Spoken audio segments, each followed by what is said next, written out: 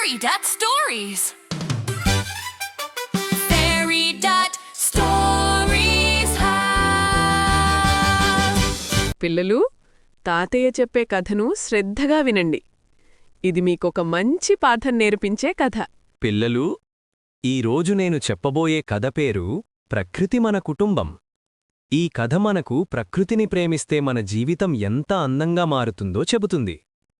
ఒకప్పుడు సువర్ణవనం అనే ఎంతో అందమైన గ్రామం ఉండేది.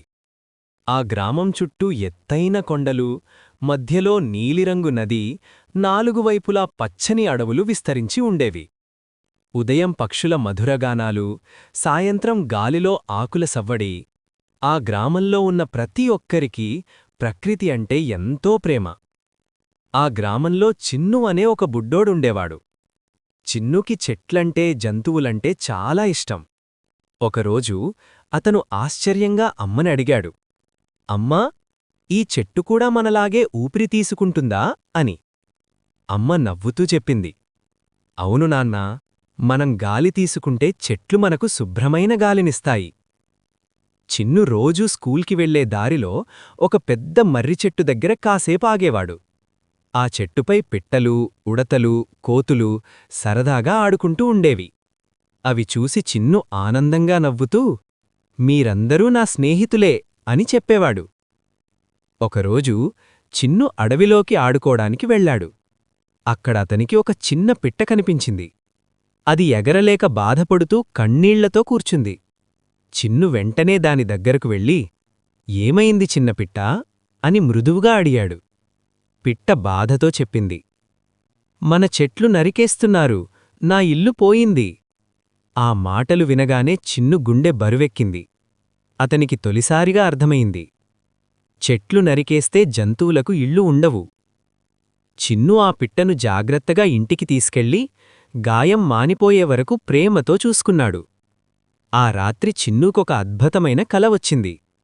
ఆ కలలో ఒక పెద్ద చెట్టు మాట్లాడింది, చిన్నూ, నేను నీకు నీడ ఇచ్చాను, గాలి ఇచ్చాను, పక్షులకు ఇళ్ళిచ్చాను. కాని ఇప్పుడు మనల్ని నరికేస్తున్నారు. మేము లేకపోతే నీరు లేదు, గాలి లేదు, జీవితం లేదు.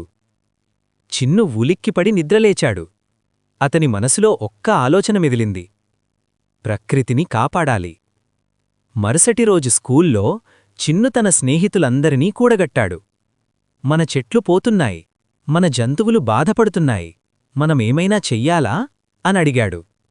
అందరూ ఒక్కసారిగా చెప్పారు, అవును, మనం ప్రకృతిని కాపాడుదాం.